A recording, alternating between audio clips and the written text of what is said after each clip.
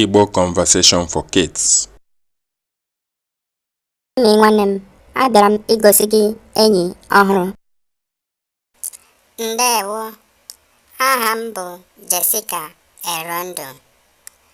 Ana m aga akwụkwọ na St. Nicholas Primary School, Osina. Adị m afọ 7. Jessica, ndewo, aha m bụ Emi Obi.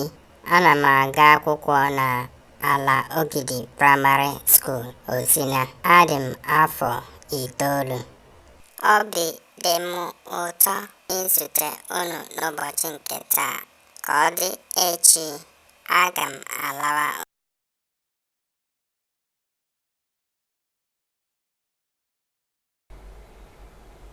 N'ụlọ ọgwụ, in the hospital. Nnọọnụ, nọdịnụ ala.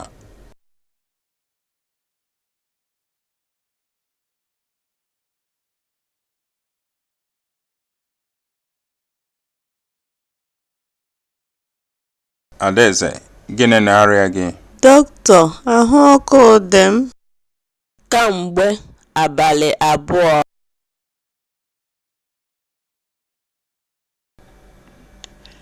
Kwuo aa.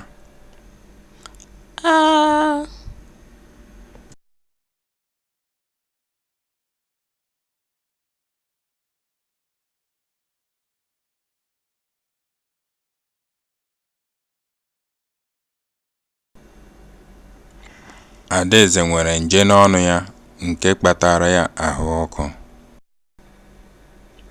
Ṅụọ otu ọgwụ a ụtụtụ na abalị.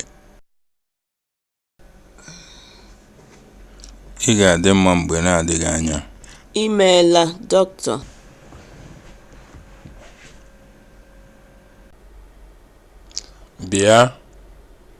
Bịa, come.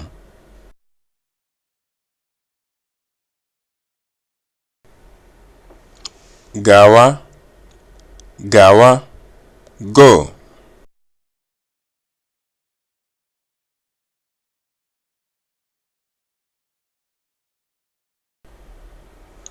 Nọdị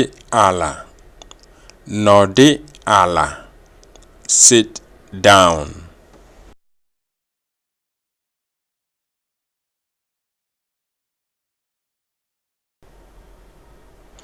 Kwụrụ ọtọ, stand up.